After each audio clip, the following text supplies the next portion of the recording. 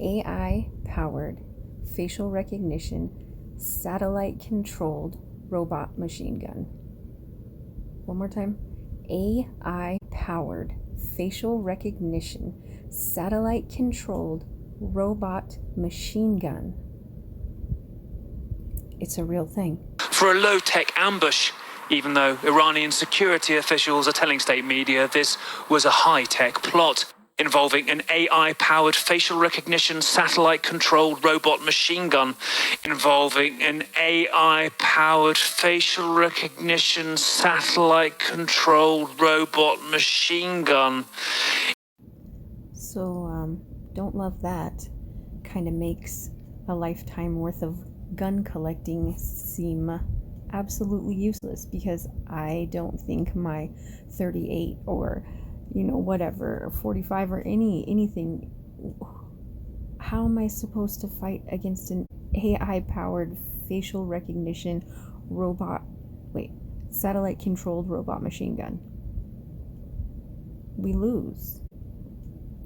So anyways, so then I started reading that. So after I heard of this atrocity, I was just poking around on the internet trying to find out what I could find about this machine gun, and I ran into this. From the Congressional Research Service, Emerging Military Technologies, Background and Issues for Congress, updated November 2020. So this is not old. Anyways, it kind of just goes on about emergent technologies and the different analytics, artificial intelligence, autonomous weapons, directed energy weapons, hypersonics, and biological, and the different nature of each. So first was artificial intelligence, then laws. It's called the laws, and it's lethal autonomous weapons system.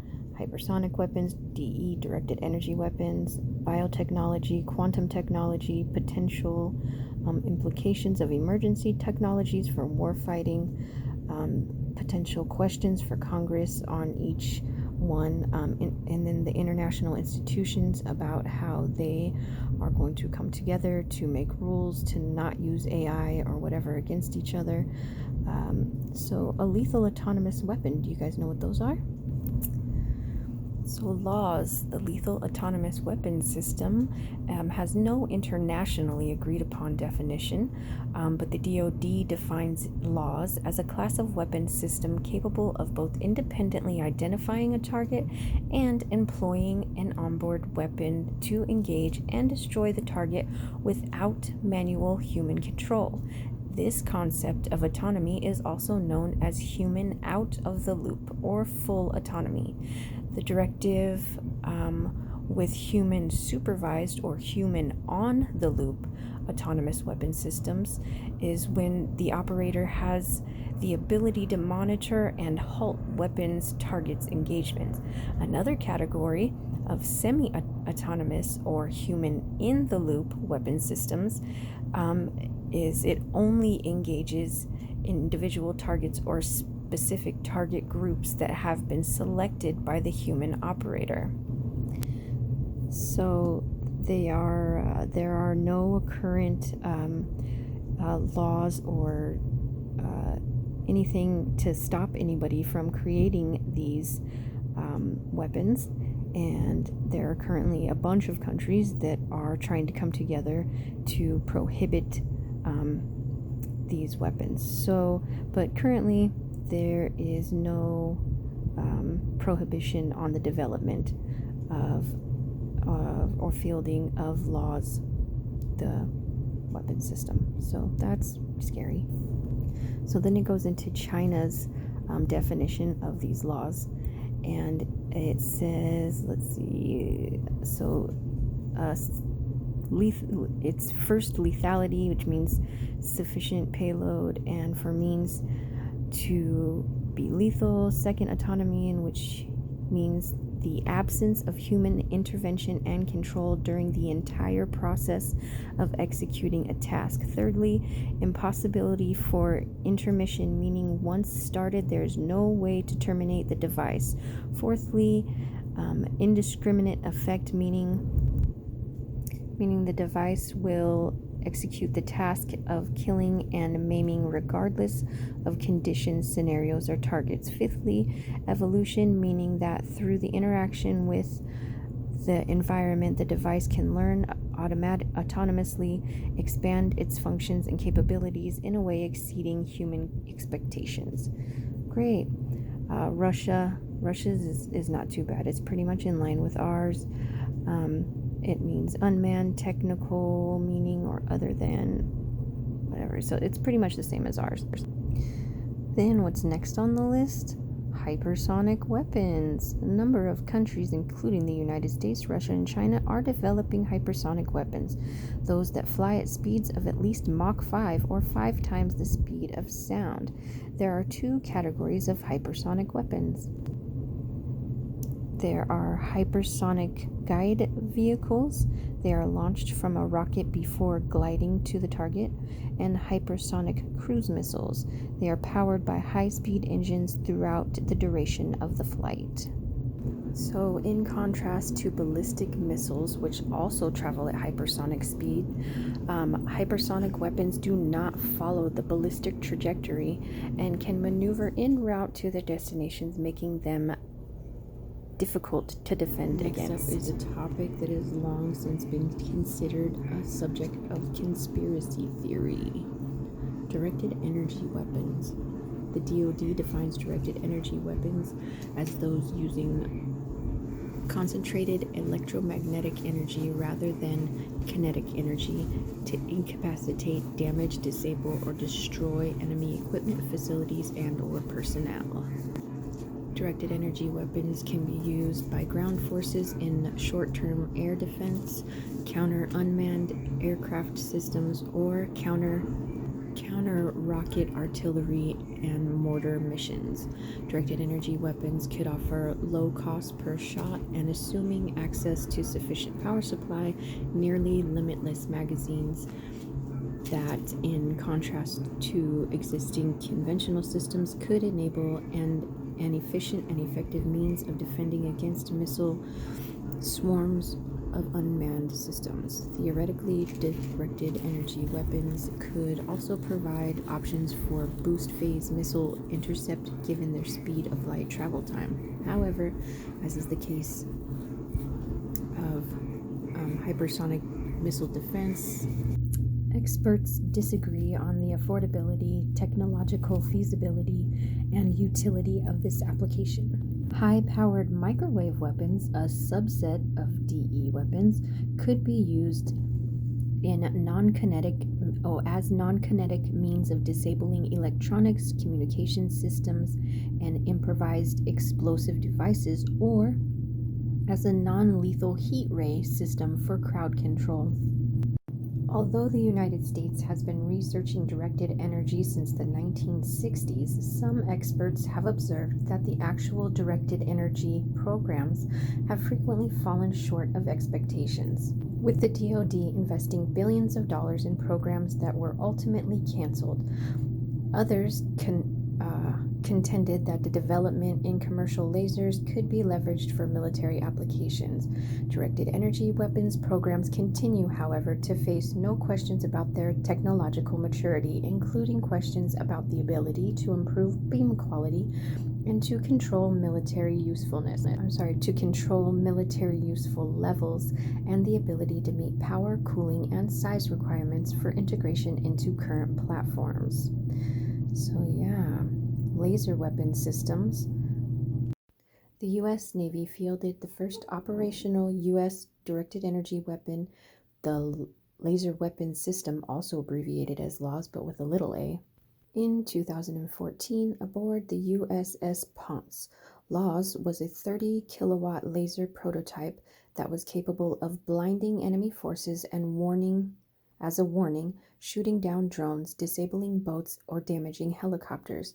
The Navy plans to deploy its 68 kilowatt laser, HELOS, aboard the USS Preble in 2021, while the Army plans to field its first combat relevant laser, the 50 kilowatt directed energy weapon, in fiscal year 2021. The Air Force is currently conducting field assessments of several counter directed energy systems, including both laser and high powered microwave systems.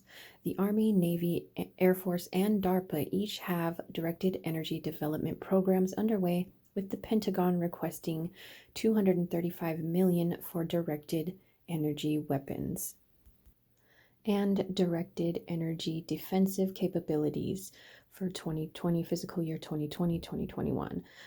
Budget overview does not provide the top line funding request for DE weapons. These programs are intended to scale up power levels from around 150 kilowatts, as is currently feasible, to around 300 kilowatts, a level in which cruise missiles could potentially be intercepted by 2022 and around 500 kilowatts by 2024. China has reportedly developed a 30 kilowatt road mobile DE system.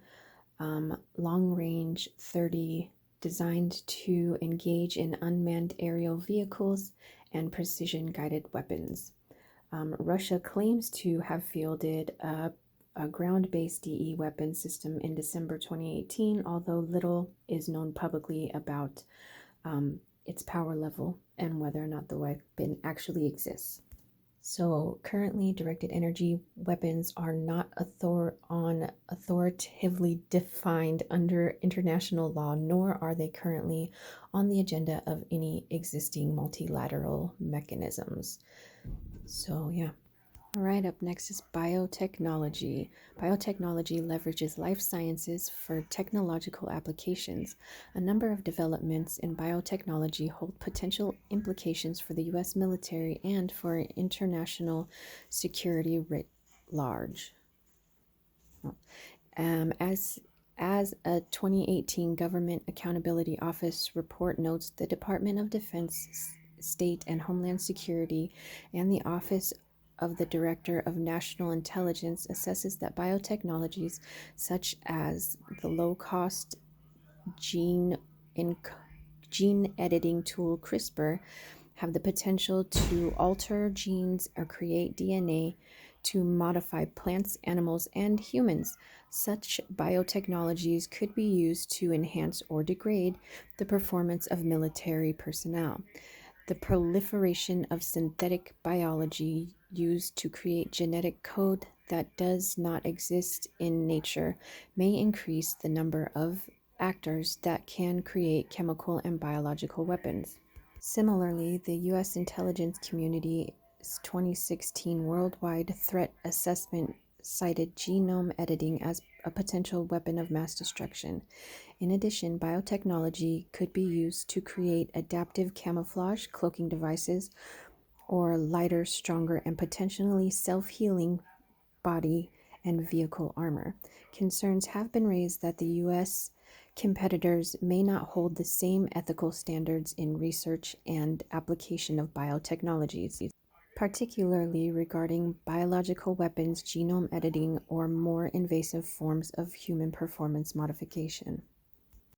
The Trump administration released a national biodefense strategy, which outlines how the United States government will manage its activities more effectively to assess, prevent, detect, prepare for, respond to, and recover from biological threats, coordinating its biodefense efforts with those of international partners, industry, academia, non-governmental agencies or entities, and the private sector. As some analysis have noted, however, this strategy was not accompanied by a resourced action plan and thus was largely unimplemented. Furthermore, there is no DoD-specific biotechnology research strategy. Unclassified U.S. biotechnology programs with military applications center primarily on improving readiness, resistance, resilience, and recovery. DARPA, for example, has a number of biotechnology programs devoted to battlefield medicine, diagnostics, and prognostics. It's also exploring options for mitigating the effects of traumatic brain injury, threatening neuropsychiatric illness such as depression and post-traumatic stress, and protecting against infectious diseases. And China, motivated by an aging population, China has been particularly interested in conducting biotechnology research. Biotechnology is cited as a key strategic priority within China's Made in China 2025 initiative, and is additionally highlighted within China's current 5-year development plan. In particular, China is aggressively pursuing biotechnologies for genetic testing and precision medicine. In 2016, Chinese scientists became the first to use the CRISPR gene editing tool on a human. In 2018, a Chinese scientist produced, perhaps with the approval of the Chinese government, the first gene-edited babies. In addition, China maintains one of the world's largest repositories of genetic information, the National Gene Bank, which includes U.S. genetic data. Such information could be used to develop personalized disease treatment plans or potentially precision bioweapons. Great. Although Russia released Bio 2020, a whole-of-government strategy for improving the standing of Russia's biotechnology sector in 2012, biotechnology research in Russia continues to lag behind that of the US and China. So that's good. Only the weaponization of biotechnology is prohibited under international law. So that's basically the only laws that we have concerning bioweapons. Then there's quantum technology. Quantum technology translates the principles of quantum physics into technological applications. In general, quantum technology has not yet reached maturity. However, it could hold significant applications for the future of military communications, encryption, and stealth technology. GAO reports that DoD state DHS and ODNI have assessed that quantum communications could enable adversaries to develop secure communications that U.S. personnel would not be able to intercept or decrypt. Quantum computing may allow adversaries to decrypt unclassified, classified, or sensitive information, which could enable them to target U.S. personnel and military operations. So, quantum technology could have other military applications such as quantum radar systems, hypotheorized to be capable of identifying the performance characteristics of objects with greater level of accuracy than conventional type radar. Anyways, the DoD is to develop ethical guidelines for the use of quantum technologies, as well as plans for supporting the quantum workforce and reducing cybersecurity risks associated with quantum technologies. It additionally requires the DoD to establish or disseminate at least one defense laboratory or establish activities to engage with appropriate public and private sector organizations, including academic organizations, to enhance and accelerate research and development and deployment of quantum information sciences and quantum information science-enabled technologies. China has increasingly prioritized quantum technology research within its development plans. Indeed, President Xi has cited quantum communications and quantum computing as key research initiatives. On to Russia. Russia development of quantum technology, as with artificial intelligence, lags significantly behind that of the United States and China. So that's good. No major international institutions have a formal initiatives devoted to monitoring or regulating military or other applications of quantum technology. Super. Many emergent technologies exhibit the characteristics that could potentially affect the future character of war. For example, developments in technologies such as AI, big data analysis, and lethal autonomous weapons could diminish or remove the need for human operator. This could in turn increase combat efficiency and accelerate the pace of combat, potentially with destabilizing consequences. Emergent technologies such as low-cost drones could shift the balance between quality upon which U.S. military forces have traditionally relied. So, yeah, that's interesting. Oh, acquisition. So this goes on about the DoD may need to continue adjusting its acquisition processes to account for rapidly evolving dual-use technologies such as AI.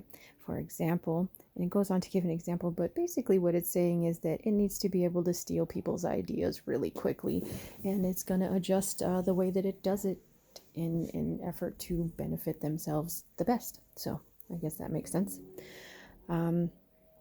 Intellectual property, commercial technology companies are often reluctant to partner with the DoD due to concerns about intellectual property and data rights. So that goes on to say that it's going to just steal your intellectual property too, but it'll probably pay you for it. Unless you partner with them, then they'll be your partner, and that's a good idea. Yeah, government regulation. So they're going to come together and try to regulate some of this stuff, and oversight will go basically to the DoD and Congress as per usual. So yeah, that was really interesting to me.